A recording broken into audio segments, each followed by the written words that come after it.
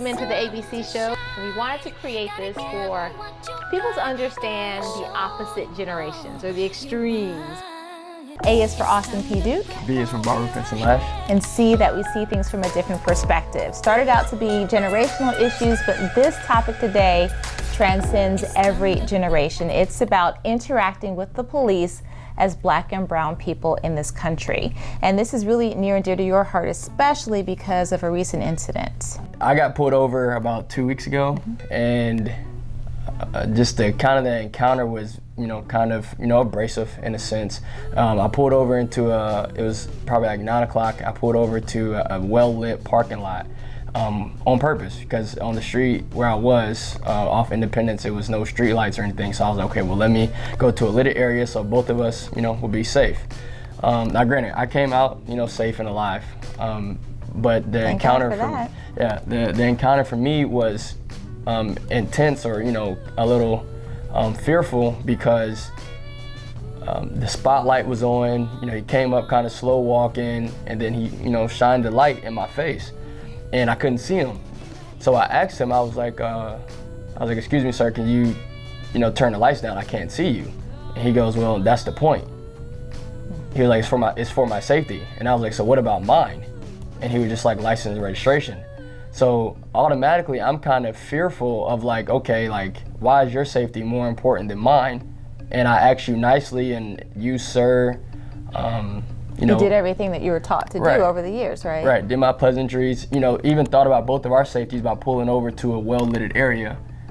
So even before he even pulled up, I already thought about his safety and my safety, but it was like he was just kind of concerned with his own safety. So it just kind of put me at unease, and I just know myself, as in knowing to respect authority, to respect law enforcement, and to do the right thing. And I still kind of had that sense of like fear, just kind of, I mean, I think that's understandable, because unfortunately the storyline of people encountering police is become like egregiously uncomfortable, and it's so sad that the common storyline is turning out that these are fatal encounters as opposed to safe ones. I know we still have a plethora of safe traffic stops like yours, but we are also hearing more and more that it doesn't go that way. And I kind of I see where you're coming from. Like I said, this isn't a generational thing. I think this is a day and time event that we can all relate to. But I think something that you said the other night, because Austin and I talked about it right after it happened, he called me and I'm like, I could tell that in your voice there was more to it. And I think, if you're okay with me sharing, you talked about not feeling like there was a lack of humanity there. Right. The way that you felt he spoke to you, it kind of stripped you of the respects. Right. And I think that was something that, is that something, am I right on that you were? For sure. It just kind of stripped me of that respect as a man. I'm already going to respect authority. But then it becomes to a point where, still as a man, I expect that same respect that I'm, giving you in return. And I felt like it was stripped away, and I kind of felt, in a sense, degraded. Like it was kind of humiliating to kind of, your safety, like the attitude of your safety doesn't matter. Like, I want to make sure I'm safe. And, like I said, just the conscious thought of me saying, well, let me get to a safe spot for both of us. Like, big parking lot, PetSmart's right there, just a nice area. And then don't have to worry about cars coming along the side. And to still be treated as such, and even if that is, their procedure, because it's their safety as well. He doesn't know me, but still, when I told him, sir, I can't see you, the lights in my eye, and it was just still, kind of blowing it off with the attitude and mindset or mentality. And for me, like as a man, especially as a Black man, I just feel like it's an obligation for me, being who I am with the platform that I have, is to address that, because it's people that look like me that doesn't have the same upbringing that I have, or have the same respect for law enforcement that I have, or know cops in the business that understand that they are good people and they have a wife and kids they want to get back to. So just knowing me, sometimes you do have to drop your pride, but I just feel like as men, and men period, and men of color, we shouldn't have to be humiliated or degraded in that sense, just for your authority or your agenda to be pushed. So obviously so many perspectives on this, and really depending on where you're coming from, what you have to protect. And we understand that, and we welcome again all types of comments, and we really want to just create another discussion. We know there are plenty more, but we also wanted to take this outside of Austin and I, because there's another perspective, someone who I've known for years, who has an amazing book out and has a couple different perspectives on this issue. He's our very special guest, and he will be joining us right after this quick break. So stay tuned, because we're excited to share yet another perspective. Get it? See things from another perspective? He's our C. He's our C. Oh, here's another C too, our first commercial. There you go. All right, folks, so stay with us. We'll be right back. Enjoy. The modern man and woman require an equally modern approach to footwear that not only provides them with an alternative to the traditional designs that currently saturate the market, but also elevates the category altogether. The Ascend Arise Trainer 1 does just that, by using elegance, comfort, and durability as the core influence and inspiration behind its seamless design. Clean movement is promoted by a paneled fabric layout, and the fit is secured with a ribbed band above the ankle that won't shift during any activity but slips cleanly on and off. Water repellent technology is sewn into each fiber of the upper, adding an extra layer of protection from the elements. Welcome back into the ABC show. We want to thank you for joining us throughout this entire show, because we brought in a very special guest by the name of Quentin Williams, who is a dear friend of mine. He's a former FBI agent. He is an attorney as well, and he's written the book called A Survival Guide, How Not to Get Killed by the Police. And this is just part one. I've known Quentin for a number of years. Thank you for being here. Oh, it's my pleasure, always. So Quentin, when you heard Austin's story, what kind of went through your mind? Well, this is a story that I hear repeated every day. People approach me and ask me if what they did was correct, if what the officer did was correct. And, you know, the one thing that we have to think about is, how do we do two things? So how do we get home safely, and how do we preserve the dignity of everybody involved? Number one, how do we get home safely? So you did the right thing. You got home safely. Officer got home safely, you got home safely. The second issue has to be addressed, though, because it deals with the bigger picture. It deals with the way the relationship will be between law enforcement and the community. And so the next time you get pulled over, you want to make sure that you, even if you get a ticket, you want to make sure that you feel like your dignity was preserved, so that there's a relationship between law enforcement and you.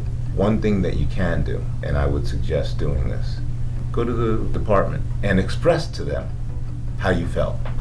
Because departments want to build relationships. They want to know how to do it. And the only way they're going to know is if you tell them. So that's a suggestion I would make. And it would allow for corrective action to be taken. Maybe that officer was, remember, they wear body cameras. So if there was a body camera on this officer, maybe they'll review that tape, and they'll use it as a training methodology for future officers. Right. You never complained about getting a ticket. So that's not the issue. The issue is preserving your dignity. Right. And if you're feeling that way, there's a good chance that others will feel the same way. And that's what we want to prevent. To go back to his point of preserving your dignity and to build that trust back in with the community, is the number one thing with any relationship is trust. Once the trust is gone, that's when the chain of negative events starts happening in any relationship. That's where the disconnect happens. And I think one of the points of this conversation is to continue the dialogue of how to handle yourself, but also, preserve your dignity and continue to build that trust back up into the community as well. So you guys keep talking about dignity, and I get that. But being someone, when I heard you on the other phone, being the mom of a 23-year-old yesterday, dignity is so far from my imagination or my thinking at this point, because I just want you home safe. Right. And is it really incumbent upon an individual in that situation? I don't see how you can maintain dignity once it's been taken away from someone who is an authority figure who's carrying a weapon. Well, the two issues should be parsed. Yes. So the most immediate concern, there is no 1B. The 1A concern is getting you home safely. And so that's the immediate concern. But if we're going to talk about the larger issue, building trust, dignity is a part of that, because that's what's going to be one of the foundational pieces for the relationship. Now, when I teach law enforcement, I talk about reconciliation. I teach about reconciliation, and how do we get to reconciliation? Well, there are 8 steps as a recipe that I have called the recipe for reconciliation. And the first step is listening. And you mentioned, listening to each other. That's why I say go down to the police agency so that you can talk this out, because that leads to learning and understanding. You have to understand his or her perspective. They have to understand yours. The fact that that officer didn't understand how those bright lights were impacting on you is because perhaps nobody told them. They're seeing it from one perspective. We need to blind them with the lights so that we have leverage. The advantage. However, when that happens, it also scares a passenger or a driver. So listening, learning, understanding, and then acknowledging everything from the history of policing to what just happened in that immediate circumstance. And you mentioned trust. Once trust is gone, it's gone. It's hard to get back. Well, unless we acknowledge what happened, the truth of what happened, we'll never get to trust. I often tell police officers, have you ever seen somebody who's had an argument with their significant other, and the significant other caught the other person red-handed doing something, and that person who was caught doesn't acknowledge it, says, no, I didn't do it. It infuriates the situation. Right. Trust, the relationship will never be the same. Right. Yeah. It's the same with every relationship. You have to have acknowledgement. And then you have to have action, some action that will build trust. And once you have that trust, we can get to healing and reconciliation. I love what you're saying, Quentin. We go way back in trying to forge this conversation, but I am concerned about in the moment, for the people who we kind of retrace their steps, the people who are no longer with us because they've had fatal encounters with police. It is that lack of dignity that seems to spark that controversy that then, it builds momentum, like you said, in an argument. Once it gets going, it's hard to pull back. And so how do we help people who maybe haven't been stopped, or God forbid will be stopped in the next week or month or so, when their dignity is taken? How do you tell a black man who just had his manhood questioned in that moment to say, you got to put that aside? Because even as a woman, when I feel threatened, Mama Bear comes out, and it's hard to pull that back. So how do you tell someone you've got to put that aside, because the bottom line is you can live to fight that another day? Yes. And I think, just to piggyback off that, I think the problem comes in at when who's policing the police. I know you can't fight it right then and there, but how do you still preserve your dignity and respect for yourself when if you pull a weapon or something happens, you would be considered a disgrace to society. If you did anything to the police, I would never do anything to the police, but that idea, whereas if the police does something to us, you see them with paid leave, you see them, keep their benefits, they get suspended or whatever, but it's just, how do you go up against somebody keeping your respect and your dignity that has the authority to take your life? This is the ultimate question that we grapple with, because a lot of people, instead of saying, I will preserve my dignity after I get home safely, they say, I'm going to preserve my dignity right here on the street, which is what leads to an escalation. I tell people all the time, there is no way, I've not seen it in my many years, there's no way to win a battle with a police officer on the street. 100%, they're batting 1,000. So we know that. If we know that, then let's not fight that fight right there. Well, where's the compassion? I understand that, but let's take this step by step. Let's get home safely. And I tell people, when you get home safely, it is your duty to go down and report formally what happened. The problem is a lot of people don't do that. Right. So there's no accountability. So then it just happens again, and it happens again and again, because nobody is checking the situation. So, hey, I was arrested as an FBI agent in Newport. It's in my book. And in the pit of my stomach, I was so angry when I sat in the back of that cruiser for 3 hours. I'm an FBI agent. I just got up there. I have 12 squad cars around me, 24 officers. Everybody out there on the street is looking at me like I'm a criminal. I did everything right in life. How did I end up like this?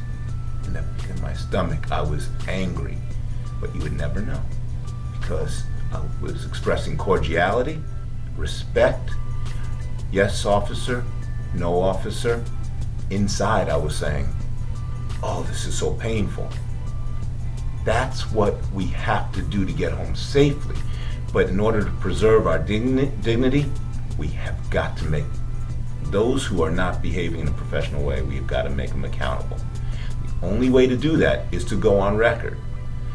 And most people don't do that, which is why it's very upsetting to me that an officer who shouldn't be an officer has a pattern of behavior, and over the years has never had any accountability because nobody's ever reported it. So they and think you know it's why? okay. And you know why? Yeah. Because we don't trust the system to make them accountable. It's hard to, okay, so I get what you're saying, and I want you to elaborate on your story a little bit more, but when you think about trusting the system, you know, look at how the system has played out even since the advent of cell phone cameras, and how those have become kind of that third person or that real-time depiction of what's really happening, and yet we see officers who will still walk away without charges for taking someone's life, when clearly, at least in the, you know, a non-juror's eyes, that shouldn't have happened. Well, we've seen so much of it, and that is ingrained in us that the system isn't working. So there's a good reason to feel this way. But if we give up, then it'll never change. So with Walter Scott in Charleston, Walter Scott was shot in the back by Michael Slager. If that video was not present at the time, there's a chance that we would not have had the outcome. Michael Slager is doing 20 years. But because that video was taken, he was made accountable. Somebody said, I'm gonna film this. Why? Maybe they had a feeling something was gonna go wrong, but that's a hero who took the measures to film what happened, and we got it on tape. It's not a perfect system, it's evolving, and it's not been in favor of people of color in many instances. But if we do not make those who we feel are acting in an unprofessional way accountable by going on record, it'll never change. So we have to do that. And we also have to fight that battle when we feel that there is an injustice. So even when an officer says, I feared for my life, that's why. We have to fight that. We have to fight it in policy and in legislation, not just in court. It has to be fought with legislation. All right, folks, so stay with us. We'll be right back.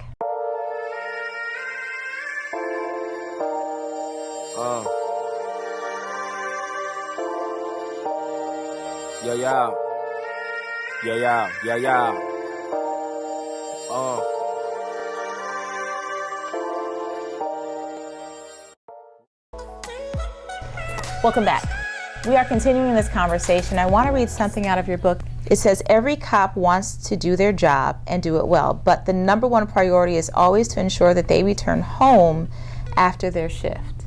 The one thing that I do when I speak to communities, because I teach both law enforcement and communities to bridge this gap. One thing I teach communities is that officers are human.